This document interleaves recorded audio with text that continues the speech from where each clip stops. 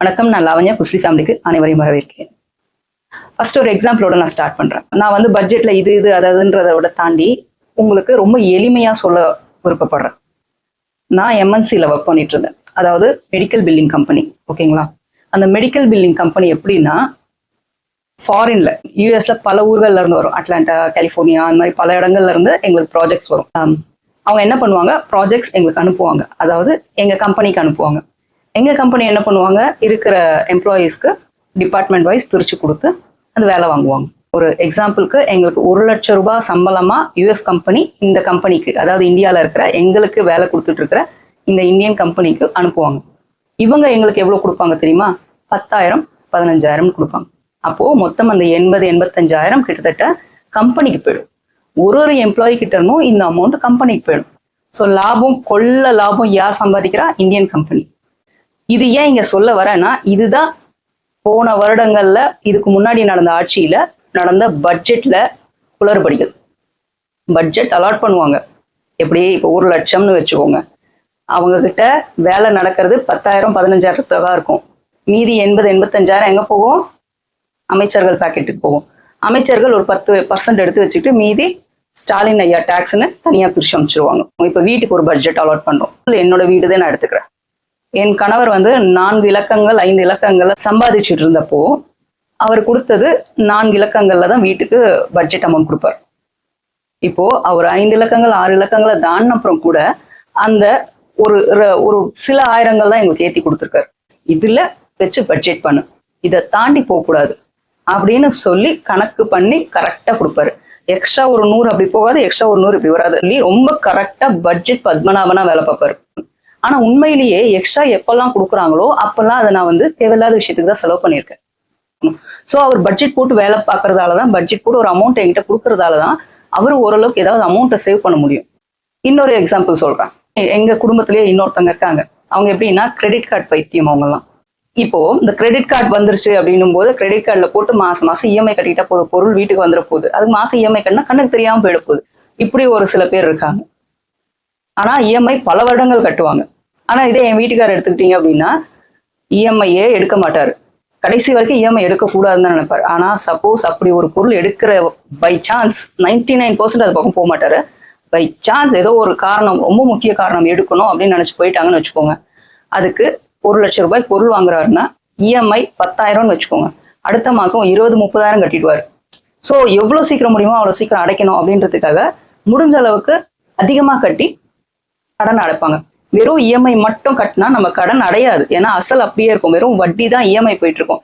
இது bank technique. Actually இது பேங்க்ல வேலை செய்யறவங்க எந்த ஒரு சாதாரண மனிதர்களுக்கும் சொல்ல மாட்டாங்க. ஆனா நம்ம ரொம்ப ஈஸியா இருக்குன்னு நினைச்சு நமக்கு இது அடாப்ட் ஆயிடுவோம் இந்த விஷயத்துக்கு. இதே தான் போன வருடங்கள்ல பழைய ஆட்சி காலத்துல இருந்த அரசியல்வாதிகள் பண்ண ஊழல்னு சொல்றதை விட ரொம்ப லீஷரா பார்த்துக்கலாம் அப்படின்னு விட்ட விஷயம். 5 வருஷம் இருக்குல்ல, பார்த்துக்கலாம். இது ஒரு காசு போகுது, இந்த 1 ரூபாய் வேல்யூவா ஒரு இடத்துக்கு உபயோகப்படுதா, அதை கரெக்டா யூஸ் பண்ணியிருக்காங்களா, இல்ல இது வேற எங்கேயா தவறா உபயோகப்படுத்தப்பட்டிருக்கா அப்படின்லாம் யோசிக்கிறதுக்கு பக்குவம் கிடையாது. ஸோ பட்ஜெட்குள்ள வந்துருவோம். பட்ஜெட்ல விஷயம் என்ன அப்படின்னு பாத்தீங்கன்னா, அலாட் பண்ணதை விட கம்மியா அலாட் பண்ணதா கல்வித்துறைக்கு அன்பில் மகேஷ் அவர்கள் குற்றச்சாட்டு சாட்டுறாரு. ஆனா உண்மையிலேயே பாத்தீங்கன்னா போன மாசம் எவ்வளவு செலவு பண்ணோமோ அதுல ஒரு மிச்சம் இருக்கா? அப்ப இவ்வளவுதான் இந்த வீட்டுக்கு செலவாகுது அப்படின்னும் போது ஏன் அதிகமா கொடுக்கணும்? இதுக்கு ஒரு தேவையன்ற அளவுக்கு கொடுத்தா போதும்ல. இதைத்தான் முதல்வர் விஜய் அவர்கள் செஞ்சிருக்காரு இந்த தடவை கல்வித்துறையில. இதுல தவறு இல்லையே. 48,000 கோடி நீங்க வாங்கிட்டு 42,000 கோடி தான் நீங்க செலவு பண்ணிருக்கீங்க. மீதி 6,000 கோடி எங்க போச்சுனே தெரியல, யார் பாக்கெட்டுக்கு போச்சுனே தெரியல. அப்போ இந்த 42,000 கோடியில கூட எவ்வளவு காசு நீங்க செலவு பண்ணீங்க, எவ்வளவு அடிச்சிருக்கீங்கன்னு தெரியாது. ஏன்னா அதை செய்யறவங்க தான் நம்ம ஆளுங்க. இந்த 42,000 கோடி கல்வித்துறையில இந்த 5 வருடங்கள்ல என்ன பண்ணாங்கன்னு தெரியல. தயவு செய்து முதலமைச்சர் விஜய் அவர்கள் அதை ஒரு முன்னெடுப்பு எடுத்து அந்த 42,000 கோடி கரெக்டா பண்ணியிருக்காங்களான்னு பார்க்கணும். இந்த பிரியாம்மா நடுவில் ஒரு பிரிண்டருக்கு ஒரு ஊழல் பண்ணாங்க பாத்தீங்களா? 20 லட்சம் 30 லட்சம் வர வேண்டிய பிரிண்டர்ஸ்க்கு 60-70 லட்சம் கணக்கு காட்டினாங்களே, அந்த மாதிரி கதை தான் இதுவும். அதே போல உதயநிதி அவர்கள் இது வெறும் பிளாஸ்ட் பட்ஜெட் கிடையாது, இது வெத்து பட்ஜெட் அப்படின்னு சொல்லிட்டு போறாரு. இதுல அவ்வளவு நல்ல விஷயங்கள் இன்க்ளூட் ஆயிருக்கு. எவ்வளவு நல்ல விஷயங்கள் இன்க்ளூட் ஆயிருக்கு அப்படின்னு பாத்தீங்கன்னா, தாய் கேர் முக்கியமா. நான் ஃபர்ஸ்ட் யோசிக்கும் போது தாய் கேரா அந்த லாஸ்ட் 15 நாட்கள் அந்த ப்ரீ மெட்டர்னிட்டி இருக்கும் இல்லையா, அந்த 15 நாட்கள் கடைசி 15-20 நாட்கள் வந்து இவங்க கேர் பண்ணிப்பாங்க அப்படின்னும் போது அதுதான் அம்மா இருப்பாங்க இல்ல மாமியார் இருப்பாங்க பாத்துப்பாங்க அப்படின்னு ஒரு நிமிஷம் யோசிச்சேன். 2வது நிமிஷம் தான் எனக்கு ஸ்ட்ரைக் ஆச்சு. இப்போ ஊர் விட்டு ஊர் போயிருக்காங்க தமிழ்நாட்டுல, இங்க சென்னையில அம்மா அப்பா இருக்கலாம், இல்ல வெளியூர்ல எங்கேயாவது தஞ்சாவூர் அந்த மாதிரி வேற ஏதோ திருச்சி அந்த பக்கம் போய் பொண்ணு இந்த கல்யாணம் ஆகி போற பொண்ணு வாழற மாதிரி இருக்கும். தனி வீடியோ எடுத்திருக்கலாம், 2 பேரும் வேலைக்கு போறவங்களா இருக்கலாம், பாத்துக்க ஆள் இல்லாம இருக்கலாம். அப்படி இல்லாம இப்போ விரும்பி கல்யாணம் செஞ்சுக்கிட்டு கலப்பு திருமணம் செஞ்சுக்கிறவங்க பல பேர் இருக்காங்க. அவங்க குடும்ப சூழல் காரணமா வேலைக்கு போயின்னு இருப்பாங்க, அவங்கள பாத்துக்க ஆள் இருக்காது. இந்த கடைசி 15 நாட்கள் வந்து 2 பேருக்குமே ரொம்ப குரூஷியலான டைம், புருஷனுக்கும் சரி பொண்டாட்டிக்கும் சரி. அந்த மாதிரி டைம்ல இது ரொம்ப ரொம்ப உதவியா இருக்கும். நிஜமாவே அதை கொடுத்த ஐடியா கொடுத்த அந்த மனிதருக்கு ஹேட்ஸ் ஆஃப்ங்க. இன்னொரு விஷயம் முதலமைச்சருக்கு வேண்டுகோளா வைக்கிறது என்னன்னா, அரசு மருத்துவமனைகள்ல பெண் கர்ப்பிணிகளை ரொம்ப கண்ணியமா நடத்தணும். தவறான வார்த்தைகளை உபயோகப்படுத்தாம அவங்களுக்கு என்ன தேவையோ அதை கரெக்டா கேட்டு பூர்த்தி செய்யற அளவுக்கு கொஞ்சம் பக்குவமா, ஏன்னா அந்த நேரத்துல எவ்வளவு ப்ரெஷரா இருக்கும், எவ்வளவு டென்ஷன்ல இருப்பாங்க அவங்க. அதாவது கிட்டத்தட்ட அவங்க ஒரு ஒரு சைக்கிக் ஒரு இதுக்குள்ள இருப்பாங்க. அந்த உணர்ச்சிகள் எல்லாம் சொல்லி புரிய வைக்க முடியாது. அந்த மாதிரி ஒரு உணர்ச்சி பூர்வமான ஒரு இடத்துக்குள்ள அந்த பெண் இருக்கும்போது அவங்க கிட்ட போயிட்டு கோவமாவோ சத்தமாவோ பேசினா அவங்களுக்கு அது அந்த டெலிவரியே கொஞ்சம் டிஸ்டர்ப் ஆக சான்சஸ் உண்டு. அதனால முதலமைச்சர் கிட்ட வைக்கிற வேண்டுகோள் என்னன்னா, அந்த மாதிரி ஒரு சில ஆர்டர்ஸ் போடுங்க. பெண்ணை, அந்த கர்ப்பிணி பெண்ணை அரசு மருத்துவமனைகள்ல ரொம்ப ரொம்ப கண்ணியமா நடத்தணும். சின்னதா ஒரு முகசுளிப்பு கூட இல்லாம பார்த்து அவங்க குழந்தை மாதிரி கேர் பண்ணிக்கிட்டாங்கன்னா இன்னும் நல்லா இருக்கும். பிரைவேட் ஹாஸ்பிட்டல்ல அது நடக்காது. காரணம் என்னன்னா, நம்ம பே பண்றோம், அதனால அவங்க நல்லாவே பார்த்துப்பாங்க. இது தெரிஞ்ச விஷயம்தான். அடுத்தது கூவமாற்றை பத்தி நான் இதுக்கு முன்னாடியே சொல்லியிருந்தேன் ஒரு வீடியோல. எவ்வளவு கோடிகள் அலாட் பண்ணப்பட்டிருக்கு இத்தனை வருடங்கள்ல, கிட்டத்தட்ட 2096 இருந்து நான் அந்த லிஸ்ட் சொல்லியிருந்தேன். இப்போ வரைக்கும் அந்த கூவமார் அப்படியே தான் இருக்கு. ஆனா சரி செய்யவே படலை. சும்மா பேருக்கு அலாட் பண்றாங்க, அதுக்கு காசு, அதுக்கப்புறம் அது எங்க போகுதுன்னு தெரியல, என்ன ஆகுதுன்னு தெரியல. இத கொஞ்சம் இந்த தடவை ரொம்ப தீவிரமா கண்காணிச்சு ப்ராப்பரா அந்த நீர்நிலையை மக்கள் உபயோகப்படுத்தும் அளவுக்கு கொண்டு வந்துட்டாங்கன்னா அதை விட பெரிய சக்சஸ்ஃபுல் டாஸ்க் எதுவுமே கிடையாது. அப்புறம் சில பட்ஜெட்ல பாத்தீங்கன்னா சில அமௌண்ட் வந்து சில இடங்கள்ல கூடி கொடுத்துருக்காங்க, அதிகமா கொடுத்துருக்காங்க, சில இடங்கள்ல பார்த்து கம்மியா கொடுத்துருக்காங்க. இது எல்லாத்தையுமே உட்காந்து ஒரு எக்ஸ்பர்ட்டை வச்சு ரொம்ப சின்சியரா ஒர்க் அவுட் பண்ணி இது இவ்வளவு செலவாகுமா ஆகாதான் செக் பண்ணி பண்ணுறாங்க. ஒரு துறைக்கும் ஒரு எக்ஸ்பர்ட்டை செட் பண்ணி அவங்க கிட்ட விசாரிச்சு தீர முதலமைச்சர் அவர்களே நேரடியா இதெல்லாத்தையுமே விரிவா பார்த்து பண்ணப்பட்ட பட்ஜெட் இது. இப்போ ஒரு குற்றச்சாட்டு என்னன்னா, இவர் சொன்ன வாக்குறுதிகள் எதையுமே கொடுக்கல. 2500 பத்தி பேசல, விவசாயிகளுக்கு 100% கடன் தள்ளுபடி பத்தி பேசல, இந்த வேலையில்லா பட்டதாரிகளுக்கு 4000 ரூபான்றதை பத்தி பேசல. இவர் வந்ததுமே முதலமைச்சர் விஜய் அவர்கள் பதவியேற்ற அன்னைக்கே சொல்லிட்டாரு, தயவு செய்து கொஞ்சம் பொறுத்துக்கோங்க, நிலைமையை பார்த்துட்டு நான் உங்களுக்கு சொல்றேன் அப்படின்னு வாக்குறுதிகள் கொடுத்தாரு. அவர் இல்லைன்னு சொல்லவே இல்லை. அவர் எங்கேயாவது இல்லைன்னு சொன்னாரா? அப்படி கிடையவே கிடையாது.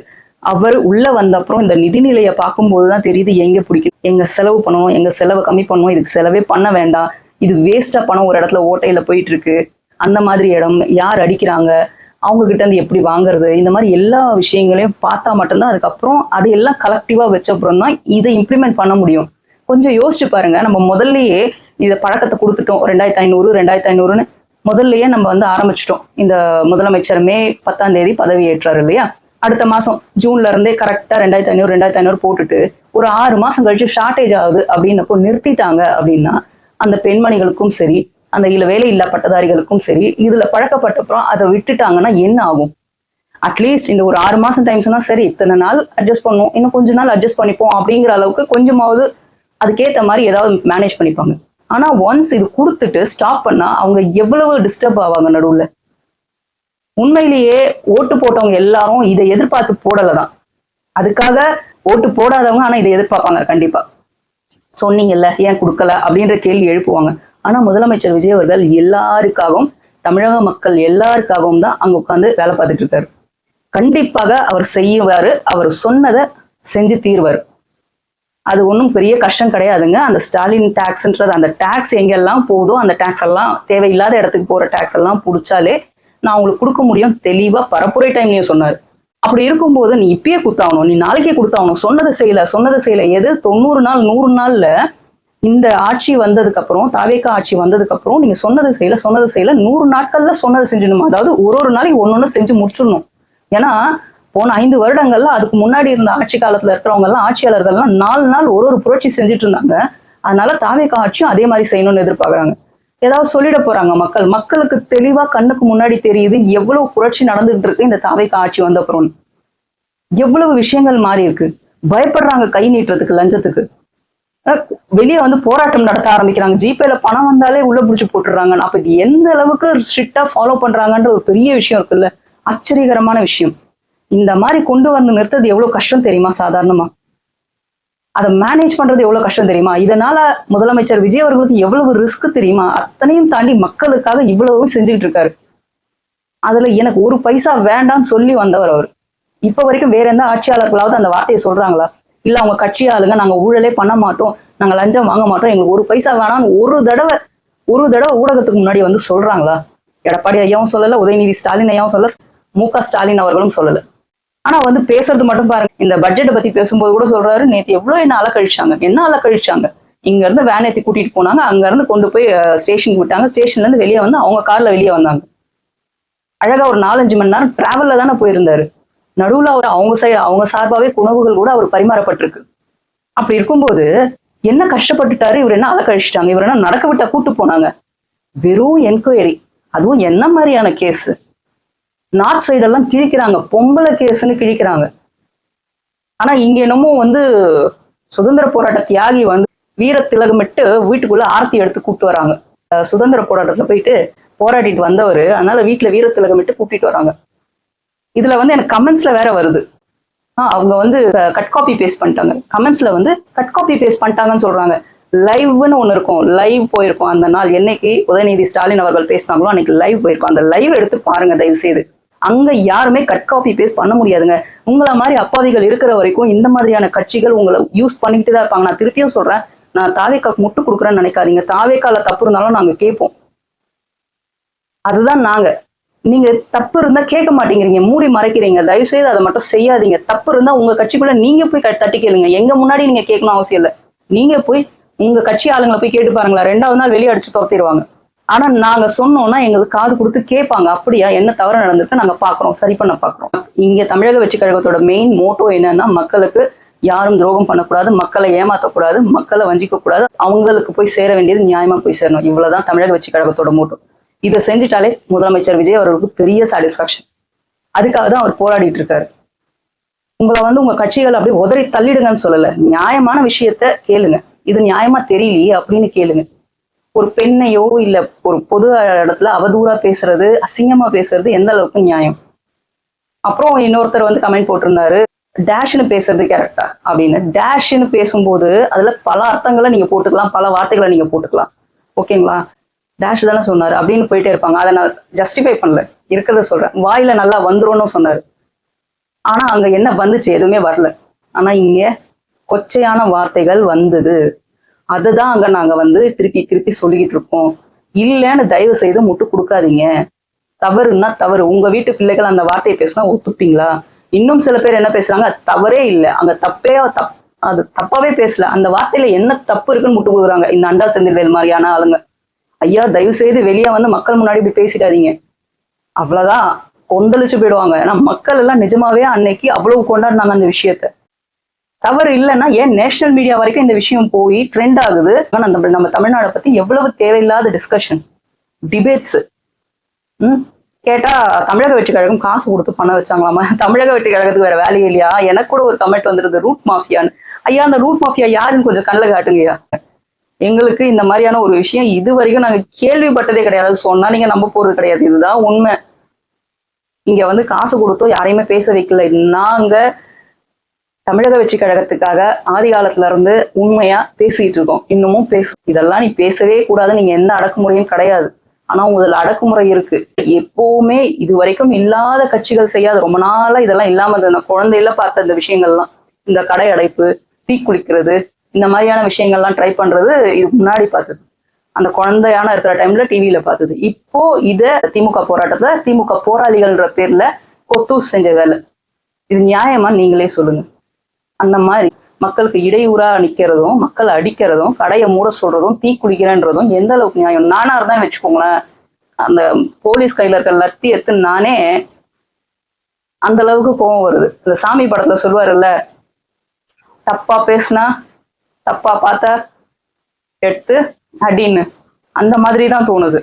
தயவு செய்து இந்த இந்த விஷயங்களை வளர்க்காதீங்க. உங்க வீட்டு பிள்ளைகளை நீங்க இப்படி வளர்க்க மாட்டீங்கல்ல, அதேதான் இந்த கட்சிகளுக்குள்ளேயும். கட்சிகளும் நியாயமா ஒழுங்கா கரெக்டா போகணும். இங்க வந்து இந்த ஆபாசமான வார்த்தைகள் இதெல்லாம் வளர்க்கக்கூடாது. இந்த RS பாரதி அவர் சொல்றாரு, நான் வந்து 15 கேஸ் வாங்கினேன், தளபதி அவர்கள் 40 கேஸ் வாங்கியிருக்காரு, நாங்க என்ன எங்களை என்ன புடிச்சு உள்ளேயா போட்டாங்க, இந்த மாதிரி நாங்க 1000 பேசியிருக்கோன்றாரு. இது என்ன பெருமையா? அவார்டு வாங்குற விஷயமா? ஆஸ்கார் அவார்டு கொடுக்கணுமா உங்களுக்கு? எங்க நியாயமா போராடணுமோ அங்க நியாயமா போராடணும், அங்க நியாயமா கேள்வி கேட்கணும். இப்போ இவருக்கு சொல்ற அந்த RS பாரதி சொல்ற விஷயத்துக்கெல்லாம் போராட முடியாது, கொண்டாட முடியாது, தூக்கி உள்ள வைக்கணும். அப்பயே வச்சிருந்தா இப்ப இந்த வாய் வந்திருக்காது. ஆனா இப்போ முதலமைச்சர் விஜய் அவர்கள் செய்யறதுல எந்த ஒரு தப்பும் கிடையாது. தயவு செய்து புரிஞ்சுக்கோங்க. பட்ஜெட் நிஜமாவே ரொம்ப நல்லதா அமைஞ்சிருக்கு. நிறைய பேருக்கு நிறைய விஷயங்கள் நடக்கும் நல்லது. இன்னமும் இதுல நிறைய ரிவிஷன்ஸ் இருக்கும். இதுக்கப்புறம் கூட அந்த ரிவிஷன்ஸ்ல பல மாறுதல்கள் நடக்கும். அதனால வெறும் 6-7 மாதங்களுக்கான பட்ஜெட் இது. இன்னும் மார்ச் மாதம், ஏப்ரல் மாதம் வந்து திருப்பி அடுத்த பட்ஜெட் தாக்கலுக்கு வந்துருவாங்க. ஸோ இந்த 6-7 மாத பட்ஜெட்டுக்கு இவ்வளோ இது ரொம்ப அதிகம் தான். நிஜமாவே நல்லதுதான் பண்றாங்க. இது மக்களுக்கு புரியும். நடுவுல நிக்கிற இடைத்தரகர்கள் மாதிரியான சில பேரை வந்து இது குழப்பி ஒரு மாதிரி குழப்பி தாவேக்காக்கு எதிராக திருப்பணும்னு நினைக்கிறாங்க. அது இன்னைக்குமே நடக்காது. மேலும் பேசுவோம். நன்றி, வணக்கம்.